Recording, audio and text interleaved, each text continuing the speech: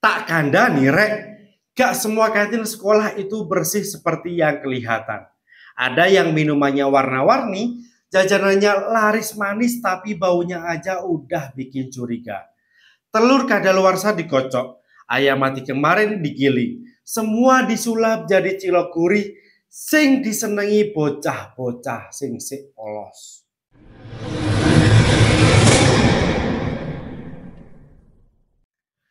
Halo guys, balik lagi di Iksa Nesta, tempat di mana misteri, horor, satwa, dan teknologi berbaur kayak adonan cilok di kantin sekolah. Kelihatannya lezat, tapi isinya bisa bikin mules dan iman goyah. Di sini yang kelihatannya rame belum tentu berkah, yang kelihatannya enak belum tentu halal. Kadang di balik cilok kenyal yang ngedaging dan telur gulung yang lezat, tersembunyi niat busuk dan sisa ayam yang udah nggak bangun lagi. Cerita kali ini bakal bikin kamu mikir 2 kali sebelum jajan di depan kelas. Jadi gini rek, di sebuah sekolah negeri di pinggiran kota ada kantin yang katanya paling rame. Murid-murid ngantri sampai bel tanda masuk bunyi. Tapi yang aneh, makin rame pembelinya, makin sering ada siswa yang sakit mendadak. Dari pusing, mual sampai pingsan. Awalnya dikira karena jajan sembarangan, tapi ternyata ada bumbu rahasia yang gak pernah tercatat di daftar belanjaan. Dan dari sinilah kisah mistis ini dimulai. Sebelum kita masuk ke ceritanya, jangan lupa klik tombol subscribe dan nyalain loncengnya biar kamu gak ketinggalan kisah-kisah mistis nyata khas dari Iksa Nesta. Kasih juga like kalau kamu pernah punya pengalaman aneh pas jajan di kantin sekolah. Tulis pendapatmu di kolom komentar, siapa tahu kantin di sekolahmu juga punya rahasia yang lebih menyeramkan dari harga gorengan yang naik 500 perak. Dan tentu saja rek, share ke temanmu biar mereka tahu gak semua yang gurih itu berkah. Kadang justru tumbal yang lagi nyamar.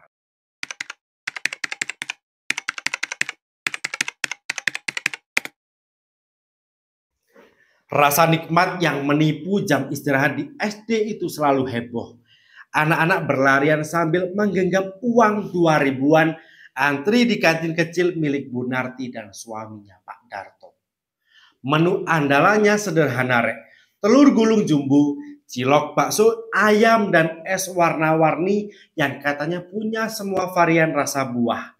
Padahal kalau diperhatiin, warna merahnya bukan dari sirup, tapi dari pewarna tekstil murah yang dibeli di kios kimia. Manisnya pun bukan gula, tapi pemanis buatan dari jerigen tanpa label. Tapi siapa yang peduli? Uang rasanya segar dan murah, anak-anak senang, guru pun ikut antri. Bu Narti orangnya ramah. Tiap pagi selalu nyapa guru sambil goreng telur di wajan gede. Bunyinya kres-kres bikin lapar rek. Telur gulung 1.000 dapat 2, cilok 5.000 bikin kenyang. Teriaknya semangat. Guru-guru sampai bilang, Bu Narti ini ya pahlawan perut murid-murid. Bu Narti cuma nyengir, rezeki anak-anak bu. Padahal dalam hatinya dia lagi mikir keras soal bahan dagangan yang makin mahal. Awalnya semua bahan dari pasar, telur segar, ayam potong bersih. Tapi berhubung belakangan harga naik terus, sementara jualan harus tetap murah, akhirnya Bu Narti mulailah strategi ngoplos itu.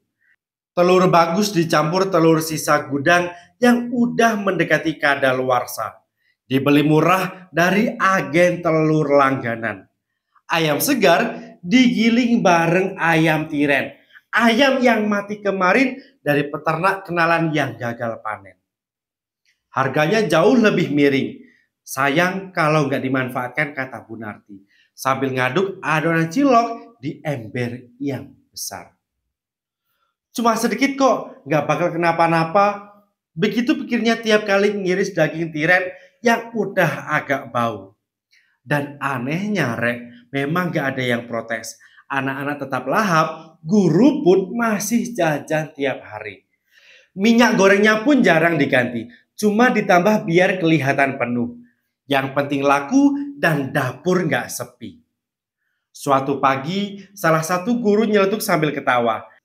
Hebat ya Bu Narti, harga bahan naik tapi jualan tetap murah. Resepnya apa tuh Bu? Bu Narti cuma senyum kecil sambil ngelap tangan yang berminyak. Dalam hati dia gumam, resepnya ya sedikit licik, tapi yang penting kan mengenyangkan. Dan dari situ langkah kecil menuju kebusukan mulai diambil pelan tapi pasti.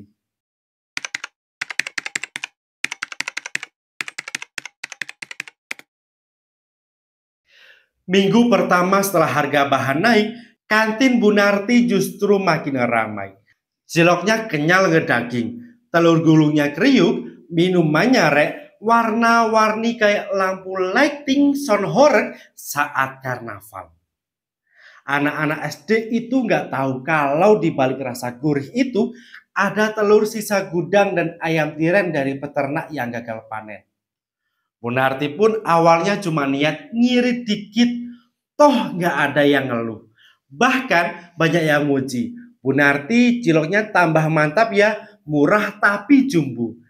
Dia cuma nyengir sambil mikir, yang penting laku, soal bahan nanti bisa diatur.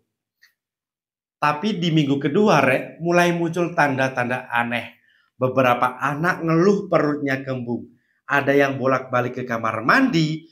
Guru piket cuma bilang, namanya juga anak kecil jajan sembarangan. Padahal ya, kantin itu juga yang jualannya. UKS mulai ramai. Satu, dua anak rebahan sambil pegang perut. Tapi besoknya sembuh. Semua masih nganggap wajar efek cuaca, katanya. Masuk minggu ketiga, suasana mulai gak enak, Rek.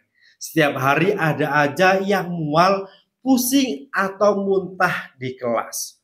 UKS penuh, guru mulai panik, tapi kepala sekolah tetap tenang. Wajar Bu, pancaroba gini memang rentan sakit. Mungkin dari udara, bukan dari makanan.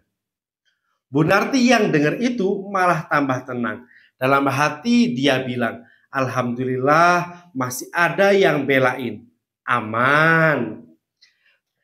Dan kalau ada bau amis, Bu Narti menggoreng bawang merah untuk menyamarkan bau amisnya. Dari situ Bu Rini mulai curiga, Rek.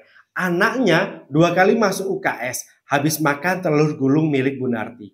Dia cerita ke sahabatnya Bu Ratna, yang anaknya juga sempat muntah di rumah. Mbak, aku curiga ini dari jajanan kantin. Lah iya, anakku juga sama. Masa iya tiap habis jajan langsung sakit? Akhirnya mereka berdua datang ke sekolah buat ngomong langsung. Tapi respon kepala sekolah tetap dingin. Jangan asal nuduh Bu, kantin Bu Narti udah terpercaya dari dulu. Bu Rini langsung nyeletuk keras. Tapi anak-anak ini bukan percobaan Bu, mau nunggu berapa yang tumbang dulu baru percaya. Tapi tetap nggak ada tindakan. Guru-guru sibuk nyalahin cuaca, sekolah sibuk nyari alasan. Sampai akhirnya Bu Ratna berbisik ke Bu Rini waktu pulang sekolah. Kalau mereka nggak mau turun tangan, kita aja yang lapor ke dinas Bu. Diam-diam aja, biar nanti sidak turun sendiri. Bu Rini mengangguk, matanya udah merah nahan emosi. Malam itu juga mereka berdua melapor ke dinas kesehatan tanpa sepengetahuan sekolah. Sementara itu di tempat lain Bu Narti justru tertawa bahagia, Rek. Warungnya makin ramai. Guru pun masih jajan seperti biasa. Dia duduk di kursi plastik sambil ngitung uang hasil jualan. Kipasnya mati, tapi dia malah ngipasin wajah pakai uang lembaran baru. Siapa bilang rezeki itu susah? Yang penting pintar ngolah bahan. Gumamnya sambil senyum puas. Bu Narti nggak sadar, tawa yang dia banggakan itu pelan-pelan sedang menunggu giliran buat ditelan rasa bersalah yang sebentar lagi datang.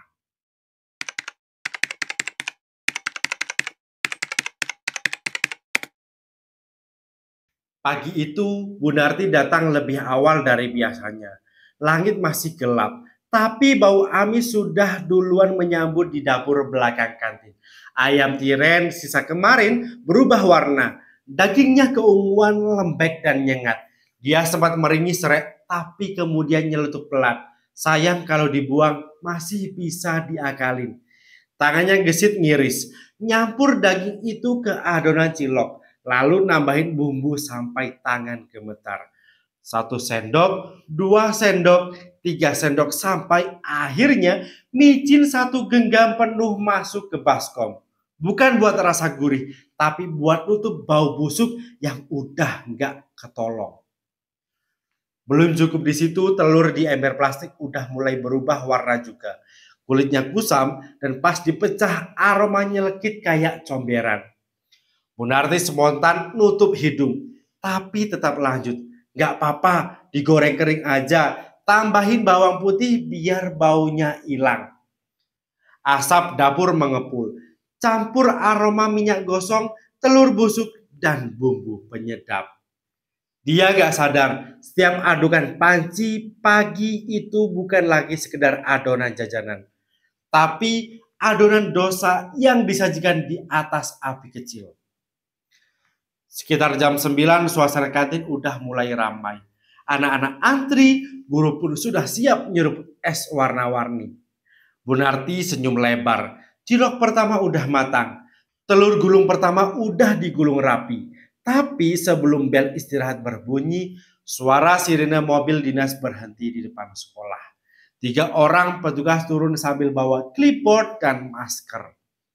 Salah satunya nyeletuk, kami dapat laporan dugaan makanan tidak layak di kantin sekolah ini. Wajah Bu Narti langsung pucat terek. Kepala sekolah keluar dengan canggung senyum-senyum, tapi keringatnya deras mengucur.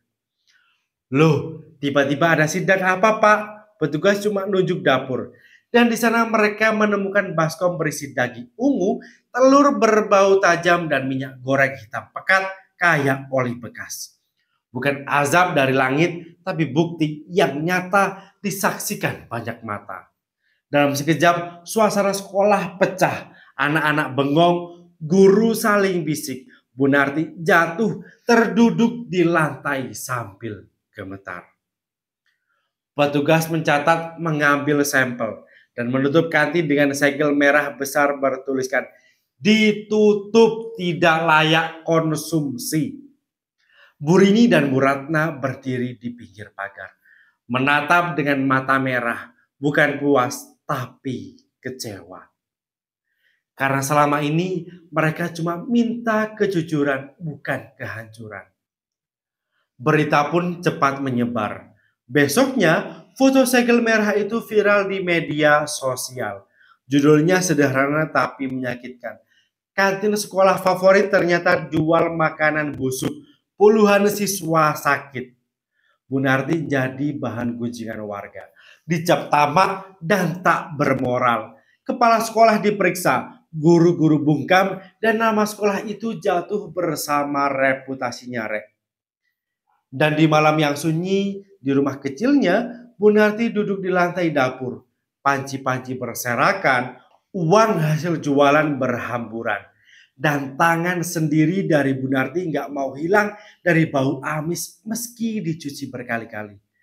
Dia menangis bukan karena kehilangan pelanggan, tapi karena sadar selama ini dia nyari rezeki. Tapi yang dia suapi ke anak-anak itu bukan makanan, tapi dosa yang berwujud cilok, telur gulung, dan minuman warna-warni.